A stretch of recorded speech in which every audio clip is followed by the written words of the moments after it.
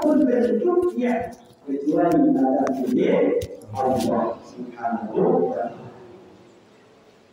Dan alhamdulillah yang tentunya yang sangat kita syukuri pada malam hari ini kita masih diberikan kesempatan bernapas oleh Allah Subhanahu wa Ta'ala.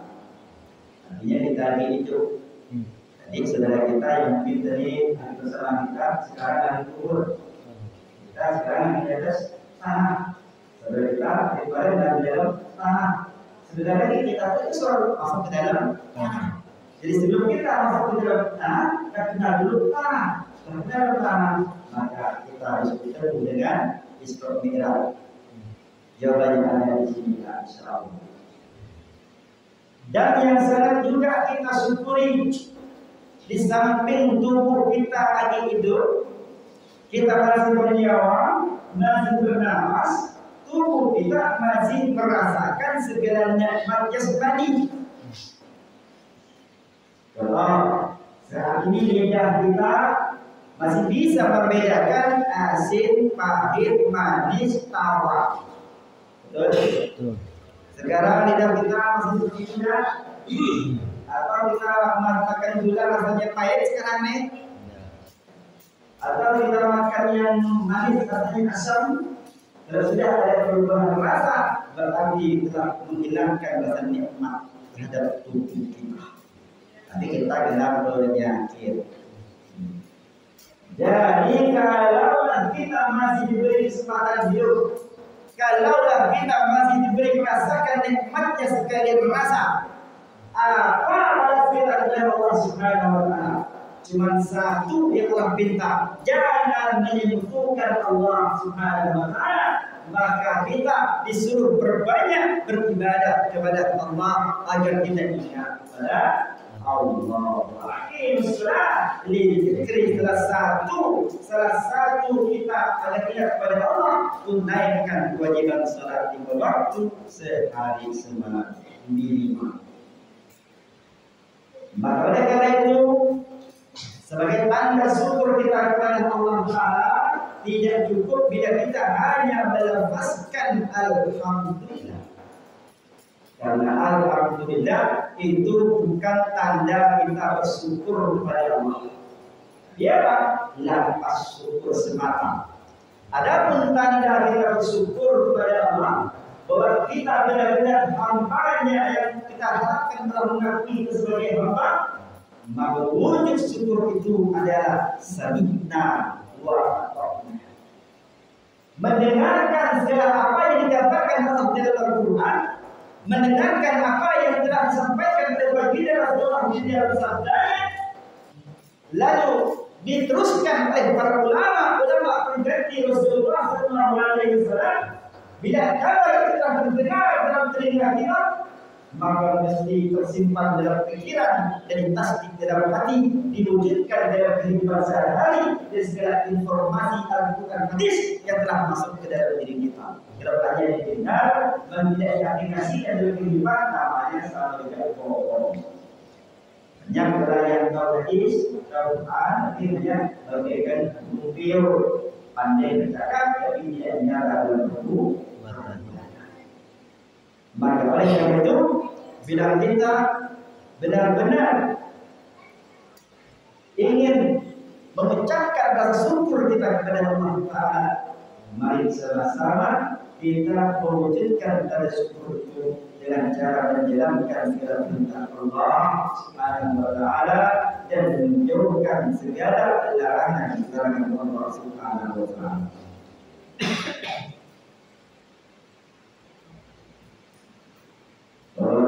Saudara-saudara sekalian yang semoga dirahmati Allah Subhanahu wa Ta'ala.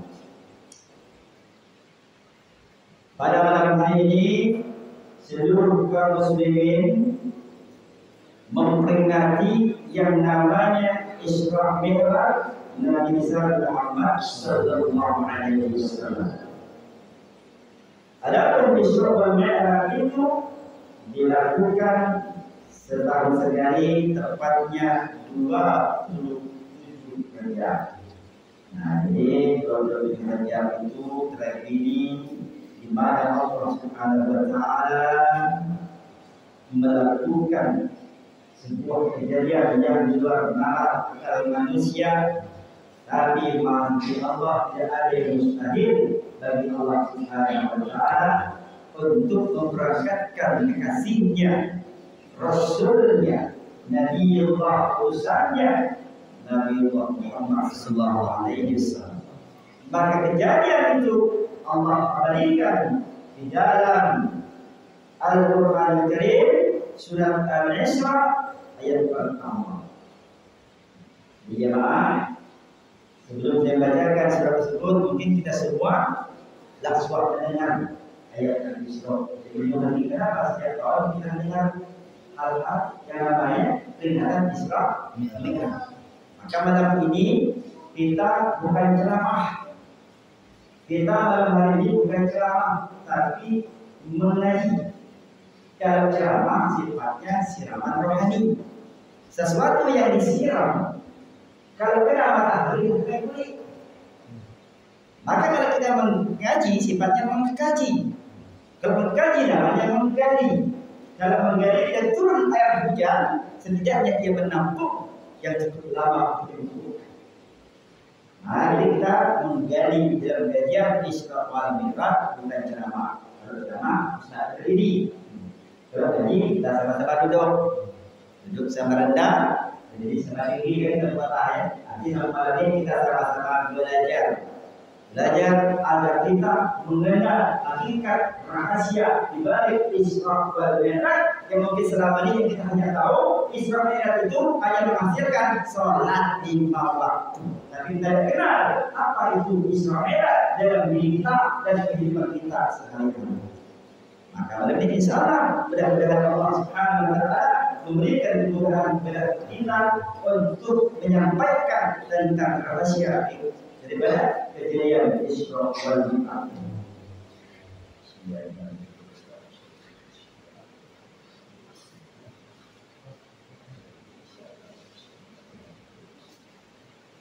Maka kejadian Isra wal Mi'raj itu Allah Subhanahu wa taala berikan dalam Al-Quran Al-Karim surat Al-Isra daripada ayat pertama.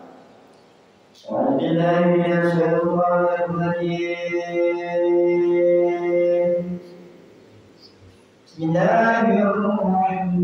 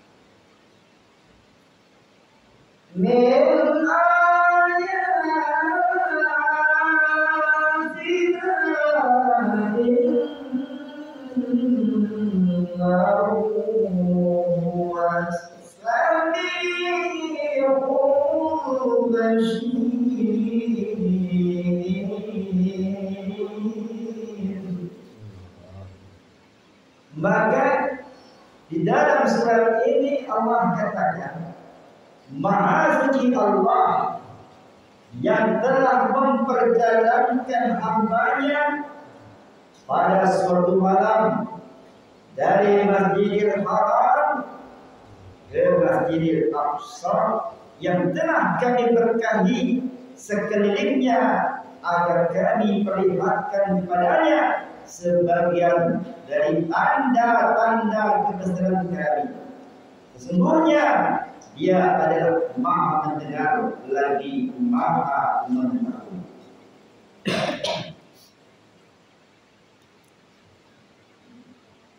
Bapak-bapak, saudara-saudara sekalian, semoga dirahmati Allah Subhanahu wa taala.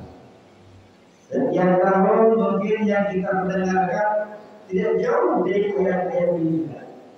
Karena memang ini yang menjadi sesuatu keabadian yang telah ditetapkan di dalam Al-Quran sebagai bukti nyata Allah Ta'ala telah melakukan daripada memperjalankan hambanya baginda Rasul Muhammad Sallallahu Alaihi Wasallam hingga menuju Allah di dalam betul muntah. Nah, setelah ini Pak, kita mendengar perjalanan baginda Rasul dari Masjidil Haram, Masjidil Aqsa, lalu di Masjidil Aqsa Nabi Muhammad Sallallahu Alaihi Wasallam berbeda perutnya, nanti kita dioperasi, maka dibersih dalamnya oleh Jibril Alaihissalam izin Allah dengan air dari 3 kausar, lalu setelah bersih maka ditutup perutnya dengan izin Allah, merapat kembali jadi tak terlihat bekas bedah operasinya.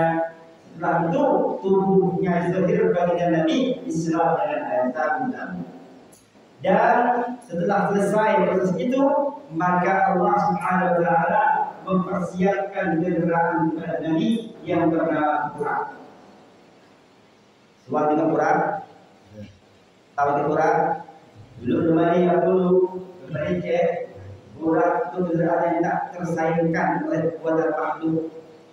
Maka dibiasakan Burak itu berkaki 4, bertubuh bagaikan kuda, memiliki sayap bagaikan malaikat, memiliki rupa bagaikan manusia wanita yang cantik delima. Dan Burak itulah yang disebut sebagai kendaraan Nabi Muhammad SAW. Maka terdahulu Burak itu dilukis oleh ulama sifatnya hanya kiasan. Setelah kesini ternyata lukisan itu membahayakan bagi Rasulullah yang akan datang fitnah terhadap Rasulullah Sallallahu Alaihi Wasallam. Kenapa? Dianggap oleh orang-orang kafir sesuai dengan dengan kendaraan Madinah, kendaraan yang cewek orang ini. Karena kepala orang ini yang kafir terancam. Mungkin sih pernah dulu dari Jakarta. Tadi ada yang gambar berat dulu sini. Dia pernah dulu ada ya? Ya di kampung. Termasuk di rumah saya itu ada juga. Karena kita dalam tahu dan mengerti, oh ini kurang pas ini kendaraan Nabi Muhammad. Cantik kok cewek ya. Karena kita mengerti bahwa itu ada sebuah kiasan. Bukan itu kendaraan Nabi, tapi apa itu kurang? Maka insya Allah akan kita bahas. Lalu setelah Nabi menaiki Burak, cepat Burak itu melebihi pikiran sampai ke langit pertama. Maka Nabi berjumpa Allah itu Nabi Muhammad Sallallahu Alaihi Wasallam melalui proses. Apa prosesnya? Maka Nabi mendatangi dari langit ke langit. Maka yang pertama kata sejarah dikatakan Nabi Muhammad bertemu dengan Nabi Adam. Langit kedua Nabi Muhammad bertemu dengan Nabi Yahya. Langit ketiga Nabi Muhammad bertemu dengan Nabi Idris. Langit keempat Nabi Muhammad bertemu dengan Nabi Harun. Langit kelima Nabi Muhammad bertemu dengan Nabi Yusuf. Langit keenam Nabi Muhammad bertemu dengan Nabi Musa. Langit ke-7 Nabi Muhammad bertemu dengan Nabi Ibrahim alaihissalam. Baru Nabi Muhammad sallallahu alaihi wasallam naik ke langit ke-8, tepatnya di Sidratul Muntaha, di bawah arsy Allah, berjumpa dengan Allah Subhanahu wa taala. Dan di kala itu pun Nabi tidak melihat muka Rasulullah Sallallahu Alaihi Wasallam. Kenapa? Karena Nabi dikelilingi oleh nur, an-nur, cahaya yang terang, yang mana cahaya itu lebih terang daripada cahaya matahari. Cuma cahaya. Serupa Nabi Muhammad Sallallahu Alaihi Wasallam pingsan saat berjumpa dengan cahaya tersebut. Dan setelah itu terdengarlah suara, maka terjadilah berbagai macam fatwa para ulama. Disitu ada negosiasi. Allah perintahkan kepada Nabi Muhammad katanya untuk disampaikan kepada umat agar umat yang menyembah Allah Taala dalam sehari 50 waktu. Dari kesiarannya. Lalu katanya dalam ceramah untuk yang saya itu ceritakan. Nabi Muhammad turun lagi dari langit 7, 6, 8 sampai 1. Kita boleh kan? Nabi Adam yang terakhir. Kita kemana kata Adam. Mudah-mudahan berdoa. Perintah sholat dari Allah. Dari waktu 50 waktu. 50 waktu. Kira-kira mana ya?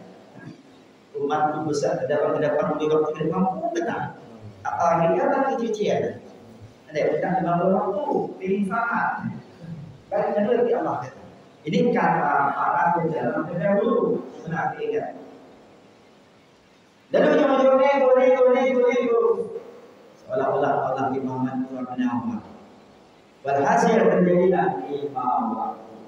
Allah ada bisawab hal tersebut terjadi, tapi itulah gambar yang diciptakan menurut risalah hikayat Isra wal Mi'raj terdahulu. Tapi yang jelas semua kejadian itu mengandung rahasia yang mendalam, mengandung hikmah di dalam rahasia tersebut yang mesti amat, yang mesti kita ambil, karena itulah yang menjadi pokok daripada apa yang akan disampaikan pada malam hari ini. Perjalanan Rasulullah, maka tadi kita telah mendengar ayat daripada surat Al-Isra di mana Allah katakan Maha Suci Allah yang telah memperjalankan hamba-Nya pada suatu malam. Maka di situ Allah tidak katakan Subhanallazi Muhammadin, tapi Allah katakan Subhanallazi bi'abdihi. Kenapa Allah tidak katakan Subhanallazi Muhammadin, tapi Allah katakan Subhanallazi abdihi? Sungguh Maha Suci Allah memperjalankan hamba-Nya. Pastinya kan memperjalankan Nabi Muhammad. Kenapa ditafsirkan lari ke Nabi Muhammad? Maka hakikat hamba itu bukan hanya terdapat pada diri Nabi Muhammad. Seluruh umatnya pun bagian daripada hamba Allah Subhanahu wa Ta'ala. Cuman yang benar-benar hamba baru Nabi Muhammad Sallallahu Alaihi Wasallam. Yang benar-benar hamba baru itu yang diakui Allah sebagai hamba Allah. Baru itu Nabi Muhammad Sallallahu Alaihi Wasallam. Kita ini baru hamba Allah. Pertanyaannya, apakah Allah sudah mengakui kita sebagai hamba-Nya? Lalu dia kita dalam diri Allah sebagai hamba. Lalu dia berkata, setiap hari aku hamba Allah. Menyatakan hamba Allah, hamba setan, hamba iblis, cucu Abu Jahal. Bukti apa? Tiap hari kita perang. Dia perang diri sendiri. Itulah kira-kira. Kita ini kita perang. Buktinya apa? Bosan dengan keadaan. Sering tak kita bosan dengan keadaan. Sama-sama. Kadang-kadang ternyata ada tanam apa ini. Tapi mengisi pada kehidupan. Betul. Nah, bagaimana mungkin Allah akan mengakui kita sebagai hamba-Nya kalau kita tidak berperilaku seperti hamba yang sudah tidak hamba? Maka kita harus benar-benar menjadi hamba yang benar hamba agar kita diakui sebagai hamba Allah, agar Allah mengakui kita sebagai hamba-Nya.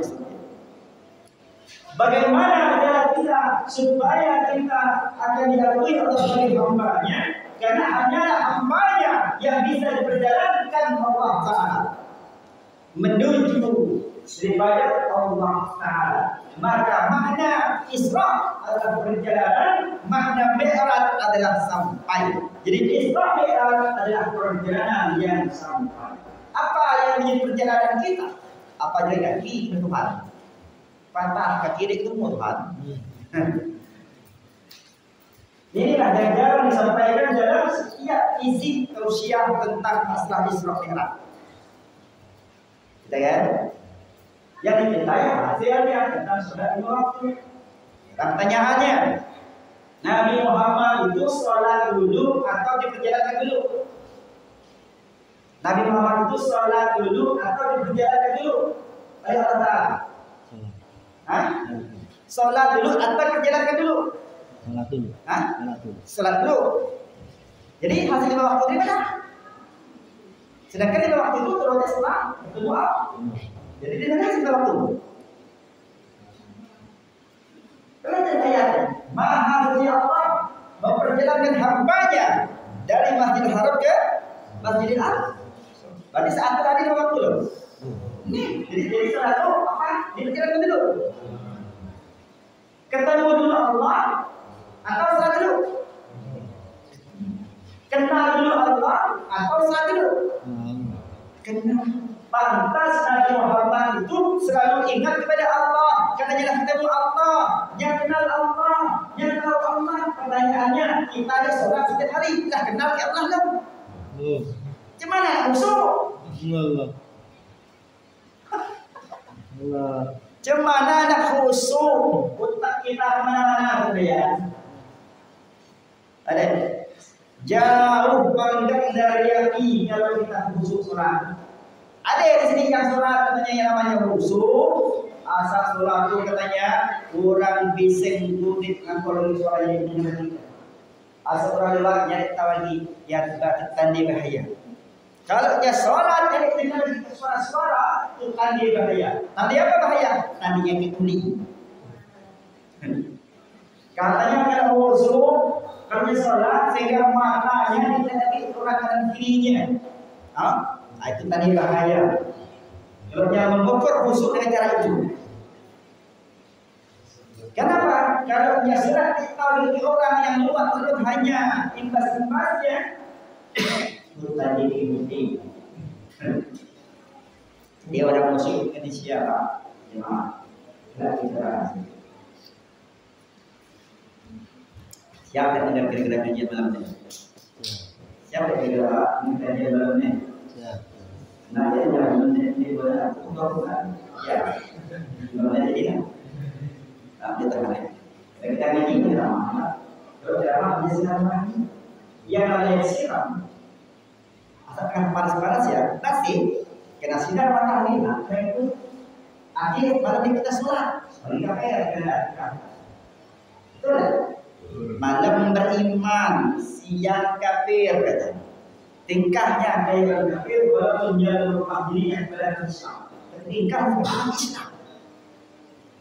Mana gambarannya? Putih, muci, gara, sombong, aku, taipau, manawan, mana ini taipau? Itulah sudut malam beriman yang kafir. Maka oleh karena itu, kalau ingin menjadi hamba agar diakui sebagai hamba Allah, maka syaratnya manusia yang menyatakan diri sebagai hamba harus memiliki, mengakui, menyadari dan meyakinkan bahwa dirinya memiliki empat perkara. Apa yang kita? Diri kita yang namanya manusia itu empat. Pertama, hina. Pertanyaannya, kita mengaku atau kita hina? Kalau kita mengaku kita hina, jangan benci, kita hina orang. Kalau kita lagi benci hina orang, namanya kita pun merasa mulia, ingin muliakan. Orang mencaci kita parah dah. Orang menfitnah kita, menjatuhkan harga diri kita parah dah. Kita jangan munafik. Jawab masing-masing, tahu kita atau masuk akal orang lain. Kalau hina gimana? Maka kalau kita berhina, maka kesannya kita hina, maka kita rindu hal tersebut. Makanya ada mudah menerima orang yang menjanjikan kita untuk menerima mudah. Kenapa? Surga yang mahal. Beli surga, dia baca ke duit, dia baca ke sholat, dia baca ke puasa, dia baca ke zakat, dia baca ke haji, dia baca ke Quran, dia baca ke zikir. Beli surga apa? Dengan tawakkaltu Allah bersanding kepada Allah Subhanahu wa taala. Sebagaimana yang telah kita ikrarkan dalam surat Inna salati wa nusuki wa mahyaya wa mamati lillahi rabbil alamin. Sebagai dengan kalimat. Sebagai kita sama dengan kalimat tadi. Inna salati wa nusuki wa mahyaya wa mamati. Pernah ya? Pernah? Belum pernah kita belajar lagi baca ya. Kalau kita mengikrarkan kalimat inna sholati, kusrahkan sholat kepada Engkau ya Allah, jangan kita sholat menit, minta janji Allah surga terus. Sholat 5 menit, minta balasan surga terus. Jangan minta. Sholat itu kewajiban. Yang namanya kewajiban wajib tunai. Selama kita mengakui kita orang Islam, wajib melaksanakan sholat 5 waktu. Tapi kalau kita ada orang mengatakan orang sholat itu pahala ini sudah betul. Kenapa Allah Taala katakan seperti itu? Karena Allah Taala tahu dalam diri manusia ada akal. Akal manusia kalau dijanjikan semangat, boleh dijanjikan malas. Akhirnya dia gimana? Yo, aku sudah sembunyi sholat. Baca dari sungi terus isinya tidak dari nanti tidak lagi sungai-sungai yang mengalir, sungai madu, sungai susu, sungai arak dari ketemuan aman yang keluar. Karena manusia punya akal manusia itu identik pada kesenangan duniawi, sesuatu hal yang untuk dirinya. Wah, sangat bagus. Padahal tujuan janji Allah Taala itu agar kita sadar bahwa kita itu makhluk ciptaannya untuk menunjukkan kesempurnaan Allah Taala. Maka kalau sugih, sholatlah yang benar, jangan minta sugih, tapi minta agar kita bertemu diterima yang dia sugih. Gimana Allah mengatakan kita ke dalam surga? Dia orang bangun tidak? Gimana? Sholat 5 menit yang pertama, saat mana? Minta surga terus. Bahasa orang ini ada kacau. Inna salati, kusrahkan salatku kepada Allah, kepada Engkau ya Allah. Maka kalau kita salat ada banyak permintaan duniawi, nama kita ialah sholat. Bukankah juga salat itu wa aqimus shalah li dzikri? Dirikanlah salat untuk mengingatku. Yang jadi pertanyaan, bagaimana cara kita mengenai Allah? Cara kita pernah melihat Allah, mengenal Allah. Dimana kita baca dia Allah, kita bukan dia rupanya. Allah bukan kayak makhluk, punya fisik seperti kita. Jangan terlalu kulit kita disuruh tengok rumah Allah. Itu tadi gilir, nak nyari rumah Allah gimana model. Cuma yang kita lihat Allah itu kenyataannya yang berlaku dari setiap kehidupan. Kenyataan yang terjadi di setiap zaman yang berubah. Kenyataan yang terjadi baik yang telah terjadi dan sekarang terjadi dan yang akan terjadi. Siapa dari segala kejadian itu? Bukan Allah Subhanahu wa taala.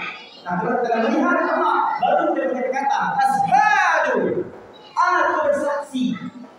Tidak Tuhan yang datangkan yang menjadikan segala kejadian illallah kecuali Allah. Kalau kita yakin diberi baik kita manusia lupa diri, diberi buruk kita hati Tuhan dari segala Tuhan. Kenapa? Karena setiap kita timpa hal yang buruk lah berjuluk kisah. Jadi yang baik dia sadar diri. Kita itulah manusia. Maka kita harus jadi hamba. Maka kalau tidak hamba itu bukan makhluk kita. Yaitu kita ini diciptakan Allah daripada penciptaannya daripada saripati tanah yang disebut dengan mani. Kata ini keluar dari suci dari itulah. Dia percaya itu kan ahli dari kita. Kerana di kita kawan kita. Ada panggil. Arti walaupun punya suci tapi maka kalau kita sadar kita hina, kita jangan marah, dicaci, dihina, dihujat. Itu apa kata itu kemudian gambaran aspek sialo pengamalan kita. Menurut Allah Subhanahu kita ada pikiran. Kedua kita lemah. Maka kita yang bergerak karena kuasa Allah, karena kudrat Allah. Kita berkehendak keinginan karena kudrat Allah. Karena ada istilah yang diri kita. Maka setiap kali kita melakukan apapun, kita sudah berkata, la haula wala quwwata illa billahil aliyyil azim. Jangankan kita untuk melakukan segala perbuatan apapun, sholat pun tanpa kuasa dan kehendak Allah tidak akan berdiri tubuh kita di atas sejadah. Maka pada saat kita mendengar kalimat hayya 'alas shalah,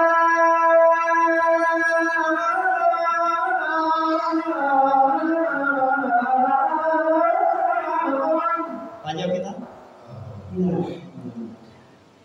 Kenapa kita jawab la haula wala? Apa sebenarnya? Kurasa belum lagi pernah kita pertanyakan hal itu. Tapi asal dari hayya 'alas shalah kita berjawab la haula wala. Itulah menunjukkan kata Allah, mari kita salat, mari kita salat. Ya Allah, dapat Tuhan dari kehendak tidak bergerak tubuh ini untuk menggerakkan sebab kepada Engkau yang sejarah bumi itu ya Allah. Bagaimana tubuh bisa bergerak tanpanya? Tanpa ada sebab kodrat dan kehendak Allah dalam tubuh kita. Maka dalam tubuh kita ini ada sesuatu yang disebut dengan nyawa, dan nyawa itulah disebut dengan ruh, dan ruh itulah disebut dengan sifat-sifat Allah. Maka kita wajib mempelajari sifat-sifat Allah yang ada hubungannya dengan Isra wa Mi'raj. Sampai di sini kira-kira ada. Selama yang kedua, yang ketiga, jadi ya yang seperti itu mah. Yang ketiga, sifat kita adalah miskin. Kita sadar miskin dah? Sadar kita miskin? Mana kita miskin? Mana kita miskin? Tiap hari kita minta ke Tuhan. Misalkan kita akhirnya hobi minta ke Tuhan. Rezeki itu lah. Lagi kita ada hobi yang kita minta rezeki itu. Kita beli harta. Akhirnya miskin. Walaupun harta banyak dengan rumah bertingkat, mobil 4, harta berlipat, tapi bentuk kita sekarang kira-kira berapa? Jadi bentuk kita sekarang kira-kira yang sering pada dia kira-kira yang merasakan yang sering atau yang sekarang.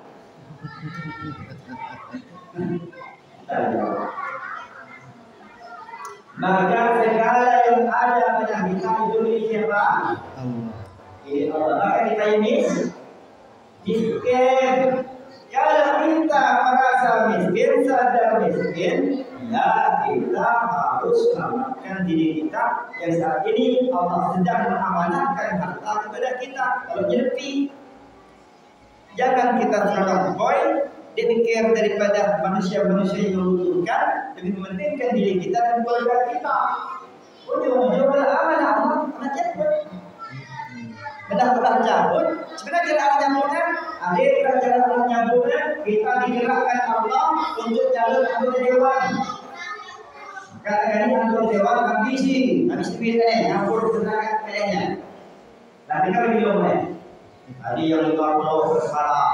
Ada yang 100, ada yang 200, ada yang 300, yang 400. Pilih, habis duit, yang berapa? ambil duit. Jangan pilih kurang. Kalau tidak jadi, maka dipastikan pikir pertamanya bagaimana cara dia mengembalikan modal yang telah dihamburkan tadi. Akan begitu, Ustaz. Kalau secara hukum memang munafik, pada hukuman. Tapi kalau kita kembali ke hikmah, begitulah cara Allah menyadarkan dirinya. Begitulah cara Allah untuk mengingatkan dirinya.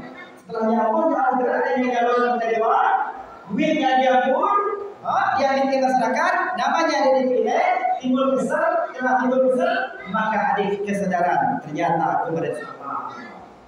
Jadi cara Allah habis pikirnya, dia cara Allah yang boleh beda, ada kesalahan, kan? Jadi masyarakat, itu tidak pilih, habis kata, ujung-ujung berang juga hebat. Yang kedua, cara Allah nggak bisa, hebat apa? Entah kita selama ini menjaga sedekah, coba sakit penyakit berat, dia kena diubat, habis harta kita sembuhlah, ujung-ujung matilah. Contohnya kan di akhir cerita kan, bukan penyakit mereka tuh luar biasa biaya miliaran, matilah. Dengan yang ketiga, cara Allah habis duitnya di paling kurang, dirampok kurang, habis hartanya, karena habis hartanya yang dirampok rupa model usaha. Ternyata kedua yang kurang, ujung-ujung stres namanya, masuklah ke sendiriannya. Gara-gara duitnya habis di paling kurang.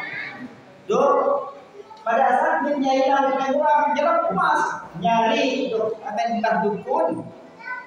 Siapa bahkan di dukun hebat, terus enggak. Hilang udah berusaha. Dukun menghina kita politik, mudik tapi syarat bisa mahal. Beli itu beli. Tapi beli susah. Ujung-ujung gitu. Kenapa? Karena yang biasa senang tiba susah. Yang biasa senang tiba susah dan crazy jangan paling pikirannya. Kalau orang yang biasa susah jadi kaya, lalu kembali susah, ya sih, tidak. Tapi kalau orang tuh biasa senang, dia susah, ditimpa susah, gile. Itu yang terjadi. Kita kalau dia sih tidur di masjid, di masjid mana pun kita tidur, dia sih, gitu kan? Jadi sakit muka. Jadi kalau kita tidur kita selingkuh. Para pejabat, berarti dia itu email. Mana pun tidak.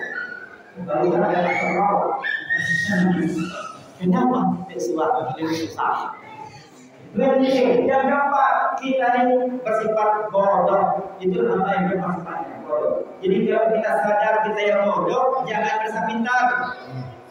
Maka Nabi beritakan, Allahul Alim, kalau itu sendiri dengan muslimat. Maka setiap malam Sabtu di musalla, apa namanya? Al-Kausar.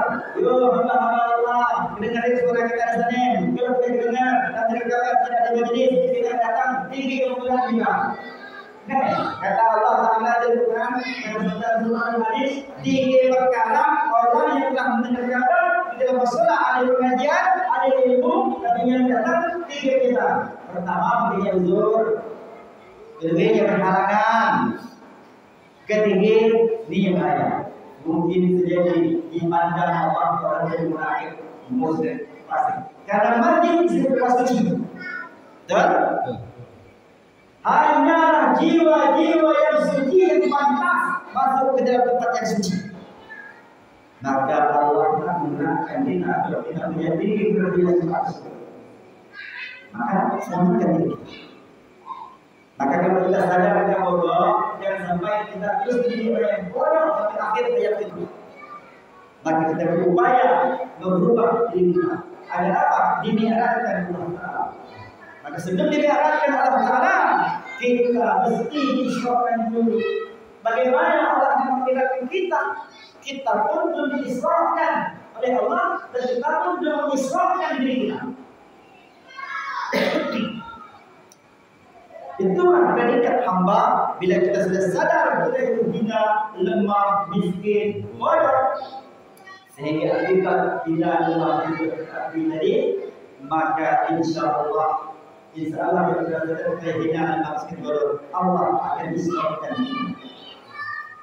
Maka untuk mengakui, memantapkan bahwa saya menyatakan diri kita hina, lemah, miskin, bodoh, caranya adalah kita mesti banyak-banyak bertafakur. Apa? Tafakur. Apa makna tafakur? Merenung di waktu malam. Maka itulah makna Subhanalladzi asra bi 'abdihi laylan. Maha suci Allah yang memperjalankan hamba-Nya di malam hari. Makna malam pada kita masa kelam kita, masa kelam kita, masa lalu kita, masa lalu kita terdahulu banyak apa? Betul ya? Masa lalu kita banyak perkara-perkara yang gelap, hati yang gelap. Maka tidak lagi kita semakin berdiri. Kalau kita bicara dosa, tidak pantas kita bicara surga. Malu kita kan. Dosa kita yang mampu sampai detik ini kita mengampuni oleh Allah Subhanahu wa Ta'ala. Karena mampu itu selesai. Maka saat itu kita kata, ya Allah, tengah malam kita bertahajud. Bukan tahajud kita nyari dunia. Banyak orang tahajud nyari dunia. Ini banyak orang tahajud merana dengan keadaan hidupnya. Salah tidak pengertian. Kalau kita tahajud, maka laporkan rasa malu kita kepada Allah. Ya Allah, bukanlah pandangan hatiku, ya Allah. Perlihatkanlah video-video yang lama, ya Allah. Dari mulai makin balik sampai detik ini, ya Allah. Kita buka, ternyata dosa kita balik, dosa kita balik, ya Allah, banyak dosa kita nipu orang. Dosa kita mata orang, menilai orang, menghukum orang, zalim orang.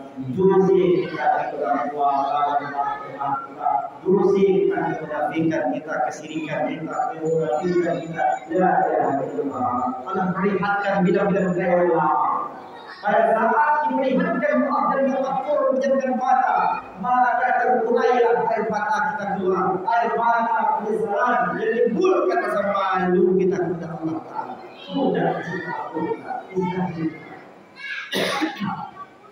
apabila munculnya rasa malu kita kepada diri kita, maka timbullah kesadaran. Pada saat kita boleh sadar, ternyata selama ini kita akan berkhianat kepada diri kita. Kita telah berkhianat kepada Allah dan Rasul kita. Kita bercinta kepada Allah, tapi kita berkhianat kepada Allah. Kita bercinta kepada Rasulullah, tapi kita berkhianat kepada Rasulullah. Apa yang telah diperintahkan, apa yang dilakukan Rasulullah tidak pernah kita ikuti, tidak pernah kita lakukan. Yang diperintah telah kita larang, yang dilarang telah kita kerjakan. Maka terlihatlah video kita yang lama-lama. Baru mereka sudah kita di sini. Maka tangisan kita di malam hari saat bukan tangisan karena pikir nasib kita. Ini kita tadi pikir kita kan sudah ya kurang gaji, ada orang miskin, apa aku susah. Ya Allah, ini yang dunia tidak malu kita. Padahal kejadian itu sengaja Allah berikan agar apa? Agar Allah yang benar.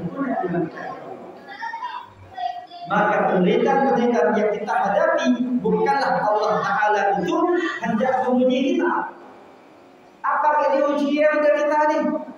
Dia diuji kita lah kita ini. Menghadapi masalah hidup apa yang diuji itu? Jadi perkara yang pasti itu sesungguhnya tidak ada kalau kita benar-benar yakin ada ilmu. Kalau kita hanya mengucapkan la ilaha illallah, diuji Allah bahasa ujian, perjuangan. Diuji dengan kehidupan hidup, alhamdulillah kita paling menghadapi. Alhamdulillah. Maka Allah menguji kita. Jadi Allah tidak menaikkan derajat kemuliaan kita. Allah tidak melihatkan benar dengan kita kepada Allah Subhanahu wa Ta'ala. Lebih kita benar kepada Allah Subhanahu wa Ta'ala. Insyaallah kita hidup la takhaf la tahzan. Tidak pernah takut, tidak pernah. Maka setelah kita masuk kepada Maka dari proses terfaktur, masa kita temui timbul kesadaran dan kesadaran, maka mulai Allah merahkan Isra dan Mi'raj. Allah perjalankan hati kita dalam bentuk ketaatan. Taat yang nasuh. Maka jadi orang yang tak disebutkan Allah, hatinya taat, zahirnya taat dalam mengerjakan tindak syariat, batinnya taat dalam menerima syariat Allah Taala. Rindu, ikhlas, tawakal kepada Allah Taala. Kalau dah diserahkan Allah Taala dan diperjalankan Allah Taala, maka gambarannya pada baginda Nabi Muhammad SAW saat diisrakan dari Masjidil Haram ke Masjidil Aqsa, maksud apa adalah Masjidil Haram itu ketaatan tadi, ketaatan dengan menyembah Allah di bawah usaha semalam, taat akan segala perintah-perintah Allah. Artinya kita diarahkan ke Masjidil Aqsa, maksudnya apa? Kalau kita sudah taat, hati kita sudah banyak kemenangan dan kemenangan. Maka cara menenangkan hati dia baca dengan kata-kata. Cara menenangkan hati dia baca dengan sholat. Cara menenangkan hati dia baca dengan puasa. Cara menenangkan hati dia baca dengan Quran. Cara menenangkan hati dia baca dengan zikir. Cara menenangkan hati dengan ilmu. Kenapa? Ilmu. Maka ditanya Rasulullah kepada sahabat, ya Rasulullah, ibadah apakah yang baik untuk aku lakukan? Kata Rasulullah, ilmu. Ya Rasulullah, amal apakah yang baik untukku? Kata Rasulullah, ilmu. Ya Rasulullah, aku berkata ibadah, aku berkata amal. Kenapa engkau menjawab itu? Kata Rasulullah, engkau taat, engkau banyak amal, tidak disertai ilmu, segala yang dilakukan sia-sia. Belah dia kata Nabi di tempat siang pagi. Hadis mana Ustaz? Boleh surah yang namanya nafal ayat. Karena yang namanya dalil bukan surah ayat, yang namanya dalil petunjuk ayat. Maka Al-Quran itu adalah surah. Di dalam surat ada apa? Al-Quran itu ada apa nih? Apa?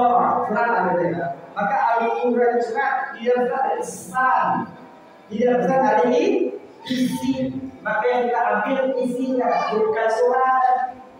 Apa dekat tubuh Allah apa isi? Apa kira-kira? Dia akan diberi kabar kosong, isilah dia ambil nanti kira-kira. Nah, ialah orang yang baca Al-Quran, baca hadis, tapi tidak memahami kemana arti Al-Quran dan hadis. Walhasil mereka hanya bangga dengan tekstual, tapi tidak paham arah makna tekstual. Padahal di dalam Al-Quran mengandung dua kalimat muhkamat dan mutasyabihat, termasuk ayat yang dari Subhanallazi asra bi 'abdihi. Itu ayat yang sudah kita baca, artinya mudah kita mengerti, tapi maknanya Allah berbicara kemana juga yang maksud ayat tersebut hanya orang-orang yang tertentu yang diberkahi oleh Allah Subhanahu wa taala yang mampu memahami makna ayat tersebut. Maka pada saat Nabi Muhammad SAW berada di Masjidil Aqsa. Masjidil Aqsa di mana? Di Palestina. Dan saat ini saya berkata misalnya. Ini bukan saya memainkan serang. Itulah tempat bergabungnya Nabi Muhammad Sallallahu Alaihi Wasallam. Di Mi'raj diisrakan ke Masjidil Aqsa. Nabi kejar, maksudnya apa oleh kita? Artinya hati kita ini mesti dibedah. Kalau Nabi sudah dibedah, artinya dibersihkan dengan air dari Telaga Kausar. Air dari Telaga Kausar Nabi di mana? Nabi di mana? Kasih air ujungnya. Surga. Air dari Telaga Kausar di mana sih? Surga. Dia surga yang dipilih oleh Islam, membersih batinnya Allah, menghilangkan segala hal-hal yang najis. Bayangkan Nabi yang suci dan bersih. Kalau kita umat, Ke apa? Jangan bersih hati kita. Kalau telah sampai kita tidak esok, kalau telah tenang hati kita akan menjaga dengan ilmu ketuhanan. Maka kalau Nabi air yang ambil di surga, maka dengan ilmu. Tapi air berkausa, artinya ilmu ketuhanan, ilmu ketauhidan.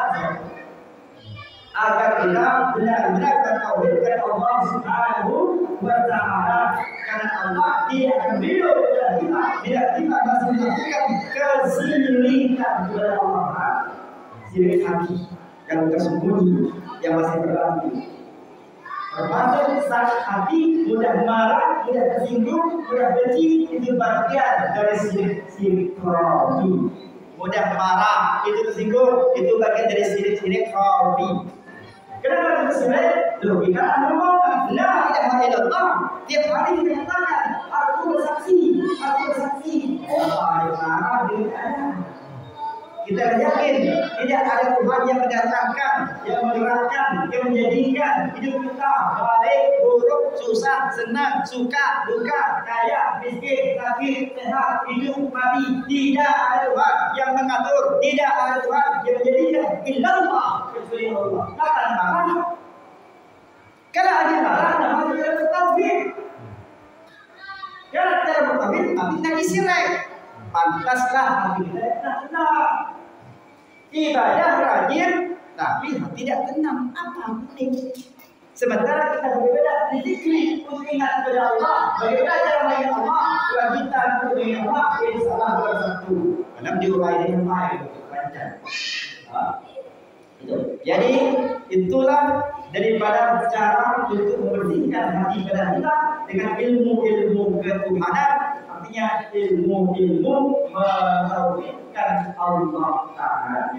Dan ada banyak kalau hanya mengucapkan la ilaha illallah, itu namanya kalimat tauhid atau kalimat thayyibah. Maka siapa yang mati dengan kalimat thayyibah, kalimat la ilaha illallah kata Nabi, maka ia di surga. Maksudnya mati yang mana? Apakah kita mati dia akan berbagai pemain Indonesia? Ada yang Indonesia? Saya mati yang Indonesia itu. Sudah kan sudah mati. Ada yang mati kita sudah. Yang dari mimpi, yang dari khayal. Orang dari sana mati dia. Kalau kita ada yang nangis, dia munafik, dia musyrik, dia marah kepada Allah. Maka kita laksanakan diri kita. Maka oleh karena itu kita berupaya bagaimana caranya agar Isra Mi'raj ini menjadi bagian daripada jalan untuk mengubah hati kita. Bersiap kita dengan segala keilmuan. Maka setelah ditutup rapat jalan turun Nabi tadi, maka zahir Nabi, tubuh Nabi, maka dicuci lagi dengan air Zam-Zam. Air Zam-Zam Nabi di mana? Air Zam-Zam Nabi ya? Dia di Ka'bah. Ka'bah. Di Mekah. Artinya air Zam-Zam menjadi tempat yang di dunia. Kalau air Zam-Zam tempatnya Zam-Zam tempatnya di dunia. Artinya apa? Mana air Zam-Zam? Ilmu apa? Ilmu hukum, ilmu fikih. Kalau ilmu air Zam-Zam tadi memantapkan akidah kita, sedangkan air Zam-Zam memantapkan akidah kita, sedangkan air Zam-Zam untuk menjadikan kita berajar, beryakinkan, bersepakat. Maka tujuan hukum, tujuan fikih untuk menjadikan kita manusia yang beradab agar kita tidak seperti kita. Maka cara makan kita diatur, betul. Cara kita kencing, merah, menghadap kemana, diatur di fikih. Cara kita jadi doyan, diatur di fikih. Ada kita seperti hewan, makan asal makan, punya orang punya kita, dia tahu kayak halal haram, antaris. Ada satu dengan hukum fikih, maka hukum fikih itu tujuannya untuk menghukum kita, bukan untuk orang lain. Ini kebanyakan ada haji hukum untuk menghukum orang. asal sesuai dengan pengetahuannya, Allah yang takdir-takdirkan orang lain. Allah yang dimaafkan orang lain. Sama dengan ilmunya, itu ilmu berdosa. Bukan seakan-akan milik mereka, milik kelompok mereka. Inna lillahi yang sampai dengan yang ini, tapi bukan. Banyak kan? Masalah kadang-kadang masalah gerak sholat itu lain. Masalah gerak sholat. Mana kena orang lain masalah gerak sholat. Jangan tangan dekat sini, jangan sini Nabi sholat tangannya tulis kelima. Dengar dia. Jangan punya dekat sholat tangan dekat macam ni kita sebut nak macam ni. Mungkin macam ni kita belis kata. Baiklah. Jadi baik. Kata yang itu tidak salah kayak gini. Jadi yang namanya pada yang kena ni, jadi yang namanya muter-muter tapi lurus. Baguslah. Intinya bukan masalah tentang geraknya saja. Asyhadu an la ilaha illallah. Bentuk maksudnya. Bukan hanya masalah telunjuk yang menunjuk, bukan hanya masalah geraknya dan jadi telunjuk. Tidak ada hubungannya dengan Allah. Yang menjadi hubungan apa rahasia kita menunjuk saat kita berkata asyhadu an la ilaha illallah. Satu, mengapa dengan menggunakan jari telunjuk? Suahika betul sadar asyhadu an la ilaha illallah itu. Suatu bukan. Atau jika bersadar asyhadu an la ilaha illallah itu. Suah. Dan semua. Kenapa kita menggunakan jari telunjuk? Maka kalau diajarkan dalam Ahlussunnah wal Jamaah, posisi jadi tengah dan jadi jempol bersatu, berbentuk lingkaran kosong. Menunjuk seperti ini. Apa maknanya? Asyhadu an la ilaha illallah. Tanpa petunjuk Allah, apa yang kita ucapkan itu omong kosong. Tanpa petunjuk Allah, apa yang kita ikrarkan hanyalah di mulut saja. Dan paham. Maka kita butuh petunjuk Allah agar kita paham makna asyhadu an la ilaha illallah. Karena kita yang usul, maka kita butuh petunjuk Allah agar kita kenal aku bersaksi, siapa yang bersaksi, apa yang disaksikan, Tuhan mana yang ditiadakan, bahwa Tuhan menamakan dirinya Allah. Ini kita berani berkata aku bersaksi, tanya apa yang disaksikan? Jangankan kepada pengadilan Allah, pengadilan dunia pun kalau kita berani menjadi saksi palsu, kira-kira apa saksi? Apa saksi kita? Di penjara. Paham? Jangankan di pengadilan Allah, di pengadilan dunia pun kalau kita berani menjadi saksi palsu akan gue jadi singkong. Kan tidak kira-kira. Kalau kita di penjara dunia baca Al-Quran, tapi di penjara di pengadilan Allah, kata Allah setiap hari ngomong aku bersaksi tidak ada Tuhan selain aku, tapi engkau yang betulkan diri kata Allah. Adik, kita senang terus enggak susah. Kira siapa sebenarnya kata Tuhan? Kita berpuji Tuhan. Inilah akibat kita mengerti apa yang kita ucapkan. Maka kita berkata, asyhadu an la ilaha illallah. Singkong ialah Allah yang kita pertuhankan. Singkong itulah Rasulullah yang menjadi syariat yang kita contohkan. Kita kata, tanpa petunjuk Allah, itulah makna daripada yang tersirat jadi telunjuk. Manusia itu tidak terus pasti sesat. Dan kenyataannya memang kita sampai ini masih tersesat. Sampai detik ini kita semua masih tersesat mana buktinya? Yang tadi kita ucap, ihdinas siratal mustaqim. Maknanya apa? Ya Allah, tunjukkanlah kami jalan yang lurus. Selama kita ucap ihdinas siratal mustaqim, berarti kita yang lurus. Selama kita mengucap ihdinas siratal mustaqim, berarti kita yang benar. Kita yang salah, maka jangan laluan. Jangan mendengar diri kita. Jangan diikuti orang. Kalau jangan kita mengucap ihdinas siratal mustaqim, berarti kita yang ikut. Nabi yang maksum pun masih mengucapkan ihdinas siratal mustaqim. Loh, berapa kita umat lebih dari Nabi? Baik para jemaah, kalau satu macam kisah kita dengan kita. Setidaknya apa yang kita tadi terekam dalam pikiran kita, tersimpan dalam hati kita. Kalau kita dilanjutkan empat rahasia yang terkandung di dalam daripada Isra wal Mi'raj, insyaallah di dalam musalla Al-Kautsar ini dengan izin Allah, bila Allah berkehendak memberikan kekuatan fisik kepada diriku, kesehatan, insyaallah ikut walaupun asal adik sini yang belajar akan disampaikan ilmu Allah Subhanahu wa taala. Mudah-mudahan yang mendengar malam hari ini bukan hanya sekedar menjadi pendengar, tapi menjadi terhayat dalam hati, dalam rasa, dalam pikiran, dalam tubuh, dalam jiwanya. Berpikir perjalanan kepada timbullah rasa panggilan Allah, turun hidayah, ya Allah, mulai terbentuk. Ku harus merawat diri mas. Ku harus menyadarkan diriku yang penuh dengan kekurangan, yang penuh dengan kebodohan. Karena diri ini akan kembali kepada Engkau, ya Allah. Jangan sampai dalam keadaan bodoh dalam keadaan engkau. Cukuplah aku bodoh dalam keadaan makhluk. Insya Allah. Semoga apa yang kita dengarkan ini menurunkan taufik dari hidayah Allah dan rahmat Allah Taala kepada kita, kampung kita, terus keluarga kita. Amin. Amin.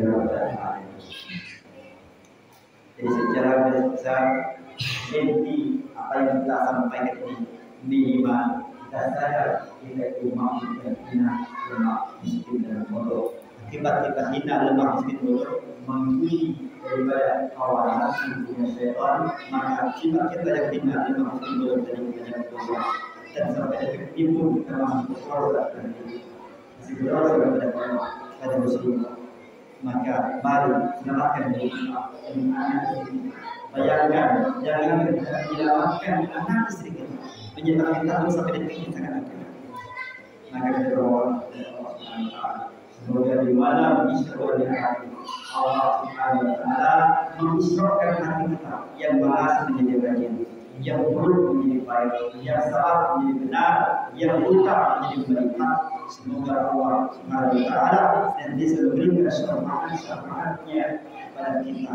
Rasulullah memberikan syafaat-syafaatnya kepada kita agar kita hidupkan beriman dan mati pun dari kita berbawa iman. Amin ya rabbal alamin. Mari bersama berdoa kepada Allah Subhanahu wa taala. Semoga doa yang kita berikan ini menjadi Allah Subhanahu wa taala.